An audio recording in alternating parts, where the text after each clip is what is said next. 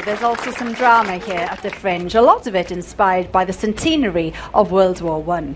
And there's one show in particular that turns the real testimony of soldiers who fought in that conflict into an incredibly moving piece of theatre. It's called Forgotten Voices.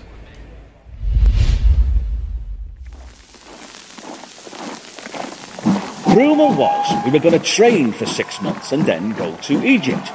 Well, we were in camp for a week when we were told, "You're leaving tomorrow for destination unknown." Where was that then? Nobody knew. And we hadn't even got any proper webbing, let alone rifles. Didn't matter. By 6 o'clock in the morning, we were on the train without saying goodbye to anyone. So the play Forgotten Voices is based on the book Forgotten Voices by Max Arthur, which was in turn based on the actual transcripts of ordinary people's experiences, which were collected by the Imperial War Museum in the 60s and 70s. I was stationed in Gibraltar when it started, and I was afraid it would be over too quickly, and I should miss it. That's what I felt then. I was afraid I would miss it. I threw a postcard out the window at the station, hoping it would be delivered to my wife. It wasn't. The play basically told the story of the First World War through these 50-odd different ordinary people. It is a very emotional experience. There was rifle fire to the right, and then on the left, and we looked over, we couldn't see anything. We fixed bayonets and said, "Now come on then, we'll have you!" I think we all feel it's a privilege to be asked to communicate how it was for all men, that it was just as bad for the French and for the Germans.